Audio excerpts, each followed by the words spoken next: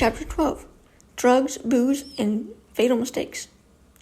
If you don't now, never have, and never intend to use drugs or alcohol, you might want to skip this chapter. But if you do use drugs or alcohol or prescribed medications, especially sleeping pills, antidepressants, or minor tranquilizers, then stay with me. The reason this chapter is important to you is that if you use any of the above chemicals, especially if you use drugs and drink alcohol together, and you are thinking about suicide, then you are walking on a very narrow ledge with your shoelaces untied. But first, I want to ask you to do something. Don't read this chapter if you're high or loaded or stoned right now. I have a rule in my office, and it goes like this. I only work with people who bring their whole brain to the appointment. It is difficult enough to come to understand ourselves and to learn new ways of getting on. Button. Double tap to expand the sheet.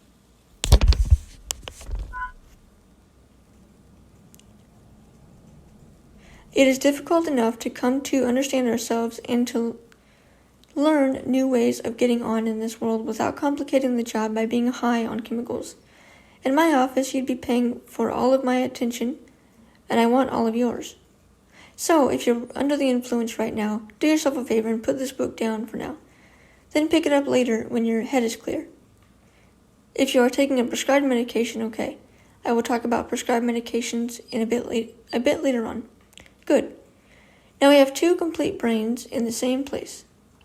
You already know that drugs and alcohol are both powerful and wonderful. Otherwise, you probably wouldn't be using them.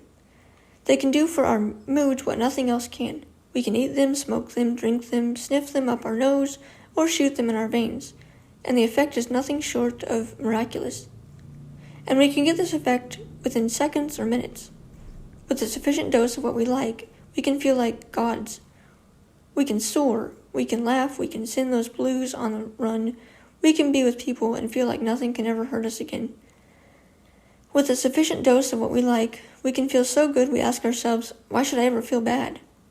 I can guess what you're thinking. You're thinking, well, here it comes, the old drugs are bad, drugs are dangerous, booze kills, etc. lectures. You're thinking I'm going to jump up on a soapbox and start preaching against the evils of substance abuse, and how if you would just wake up to the realities of these dangerous substances, you would stop using them this instant. Well, I'm going to disappoint you. I won't even pretend that I can talk you out of using drugs and alcohol in a book like this. If I thought I could, I would, but I hope I know better than that. I've been working in the substance abuse field for over 30 years now, and if there was a quick cure for people who have found relief or escape through chemicals, I would have invented it a long time ago and registered the patient. Many, many years ago, I realized that compared to drugs, alcohol, and sex, what a therapist has to offer is pretty thin soup. This is not to say that treatment for substance abuse doesn't work. It does. But at this moment in your life, I am more concerned about what might happen to you while two dangerous things are going on inside your body. The mixing of suicidal thoughts with alcohol and or drugs. So what I do want to talk to you about is drugs, booze, and fatal mistakes. Having assumed you are thinking about suicide, and further, having assumed you drink alcohol or use some kind of drug, I'm going to guess that you don't do one without the other.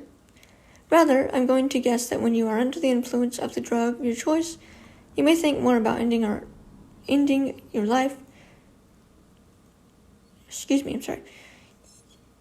You may think more about ending your life, not less. Or, after coming off a high, you may feel the idea of suicide, compared to the hangover or the downer that follows, has even more appeal. I'm making these guesses based on what clients have told me. When I start to get drunk, Charles said, I feel real good at the first.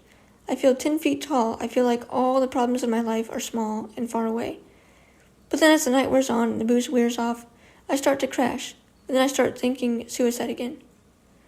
George was sitting on a bed in hospital, and I was talking to him about his suicide attempt. He had gotten drunk, gotten happy, gotten sad, and then gotten mad, mostly at himself for having gotten drunk again. What went through your mind before you got the knife? I asked him. I guess I thought that, what the hell, things are never going to be better. I can't even stay sober. Do you remember your last words to yourself? I asked. George thought a moment. I think they were, what the hell, he said. What the hell? What's the use? Nothing ever gets better, so why try? These are examples of the negative thoughts people often have when they are high or coming down. They are often the same thoughts that go through our heads before they make an attempt on our life. Were you drunk when you got the knife? Sure was, said George. Would you have stuck that blade into your wrist if you had been cold stone sober? George shuddered. Hell no, it would hurt too much. Having known lots of people like George, I told him that as much as he might like to kill himself, I doubted very much if he could ever get it done sober. He agreed with me. He agreed that he would have to get good and drunk before he ever tried to kill himself. As he said, I can't see how anyone can kill themselves unless they're drunk. It's just too painful. The solution to much suicidal thinking and fooling around with pills and knives and guns and reckless driving and vague plans to kill yourself could, in my opinion, be solved by simply getting straight and staying that way. I know that may sound simple-minded, but over the years I have met dozens of people whose thoughts about suicide only occur when they are intoxicated. It is as if thoughts of self-destruction do not enter their heads unless and until they are under the influence of some drug or other. By the way, because alcohol and drugs are both drugs, I use the words alcohol and drugs interchangeably. Because of what people like George have told me, I know how people can think when they are high. If they are in a good mood when they start to drug, that mood sometimes gets better. If they are in a bad mood when they start to drink, their mood often gets worse. If you use enough drugs or alcohol, it's sometimes hard to predict what kind of mood you may end up in, including a suicidal one. At least two other things happen to us when we get stoned. One, we begin to lose control over our thoughts and actions, and two, things do not frighten us the way they did only a short time ago. Alcohol is a solvent, and one of the things it can dissolve is fear. Even though this chemical courage only lasts as long as the alcohol is in our bloodstream, while it's there, it works pretty well. As one shy young man made a habit of putting down 3 or 4 beers before going to a dance told me, "Why do you think I use this stuff?" If we could look our fears right in the face, cold sober, many of us probably wouldn't need booze and drugs at all. But fear is fear, and since chemicals do work, you may have developed a dangerous habit of drinking or drugging to deal with what is frightening or painful in your life. When we've been thinking about our own death, the most frightening premonition of all, it isn't like a hit of some drug or another drink is not going to help. Because it will. Sometimes the one sure thing about drugs and alcohol, they always work. But this is where the risk comes in. If you use a drug or alcohol to change your mood, and your changed mood permits you to think more about suicide, then it follows that while under the influence, you are more likely to do something you would otherwise fear doing, namely, trying to kill yourself. The research on this, by the way, is quite clear. People who drink and use drugs are at a higher risk of suicide than those who don't. Whether drugs and alcohol use leads to suicide or simply permits suicidal people to carry out their plans doesn't really matter to me right now. I'll let the scientists sort that out. What matters to me is that you and I both understand that if you put yourself under the influence and start thinking about suicide, you greatly increase the odds against your own survival. Here's another way to think about it. Cold sober.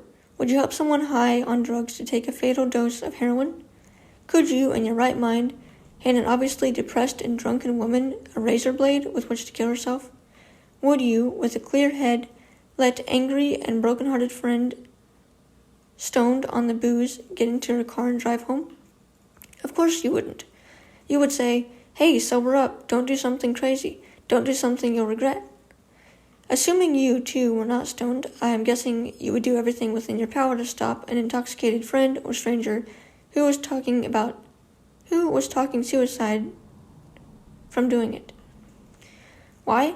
Because you and I both know that when they sober up or come down, they might not want to kill themselves.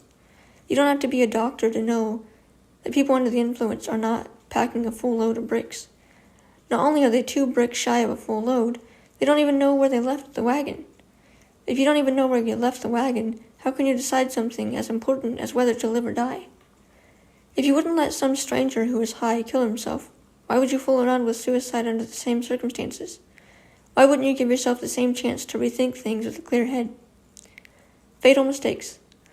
The other thing I want to talk to you about in this chapter is fatal mistakes. Even sober and straight, we all make mistakes, including fatal ones. We can be distracted and make a left turn in front of a milk truck, and that's the last mistake we will ever make. We can dive into a swimming pool.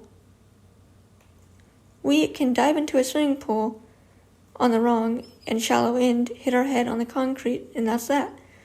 We can climb up a tree to rescue a stranded kitty, fall out, and end up in the next life. Probably not liking cats very much. But these are fatal mistakes over which, because we're sober, we have some control. We might even have been thinking about suicide when we did these things, but it isn't like we set out to die by making these dumb mistakes. Not at all. But now let's add booze or drugs and thoughts of suicide to the danger of everyday living. Let's go up that tree after the kitty loaded on something. Let's crawl out on that skinny little limb bombed. Have we increased our odds of ending up in a fatal mistake? Or what about drinking too much and getting behind the wheel of a car? It should come as no surprise that when you have been thinking about killing yourself, drinking, or doing drugs, and get into a car that can do 100 miles an hour, you're setting up a situation that is loaded for a fatal mistake. And you're not doing any of us on the road that with you any great favors either. Then there are the fatal mistakes that arise out of simply mixing drugs and alcohol. Alcohol in combination with other drugs can be nothing short of deadly. Without going into a complicated explanation of cross-tolerance and drug potentiation effects, what you need to know is that when you add drugs and alcohol together in your body, a new kind of math takes place.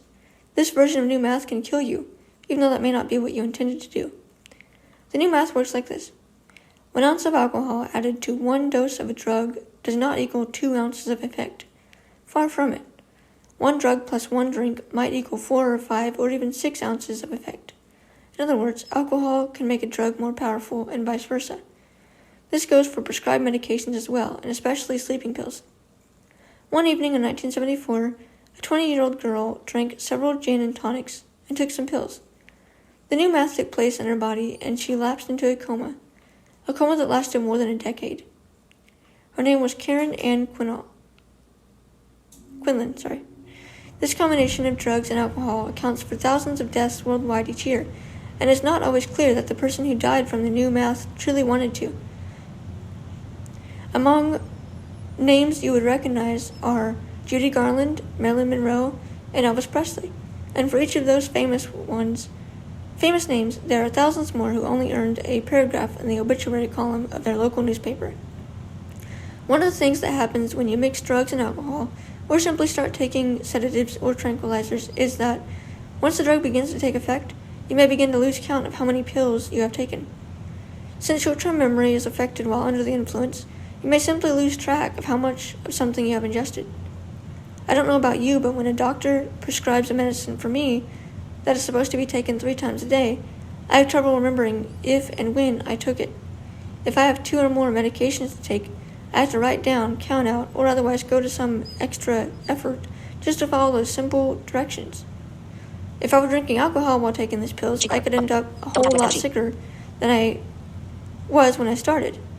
The point I most want to make is that if you have been thinking about the forever decision, you at least ought to do it with a clear head. It is just too easy to slip down into the dumps, start a drinking or drugging episode, let your mind wander off into the seemingly simple solution of suicide, and because you cannot weigh things out, because you put your brain on the shelf and your fears on the run, you can end up, quote, accidentally overdosing and doing it, maybe quite by mistake.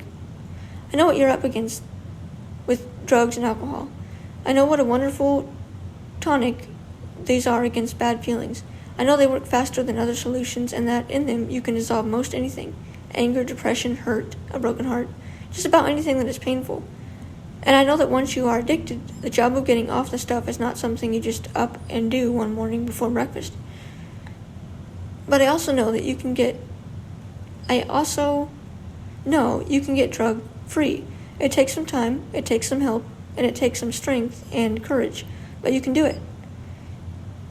In the meantime, though, since you've been thinking about killing yourself, I want you to know that when you mix drugs or booze with depression and hopelessness and anger, disappointment, and whatever else is troubling you, that you are engaging in the most dangerous gamble imaginable. While you may not be entirely sure you want to die, if you put this mixture into your body, it is as if, like a coin, you are tossing your life into the air. It may come down heads, you win, or it may come down tails, you lose. I ask you, is this the kind of high-stakes gamble you want to take? For my part, and if you were in my office with me, I would now tell you another of my rules. I don't work with suicidal people in therapy while they're using drugs or alcohol. The risk to you is just too great, and it is not the sort of gamble I'm willing to take or be a party to. As my patient, if you couldn't stop using drugs or alcohol on your own or with the help of Alcoholics Anonymous or Narcotics Anonymous or some other treatment program, and I mean right now, then I would refer you to an inpatient program to help you stop using. This may sound hard-nosed, but if I have learned anything in more than 30 years of psychological practice, it is that you and I both need both our brains in full working order if we are to work together effectively. More importantly, because I have come to value you as a human being, I wouldn't want you to die by some mistake or miscalculation. Life, yours or mine, is just too dear to lose in the toss of a coin. Sheet cover. Button. Recording 15. Duration. 6. Stop. Button.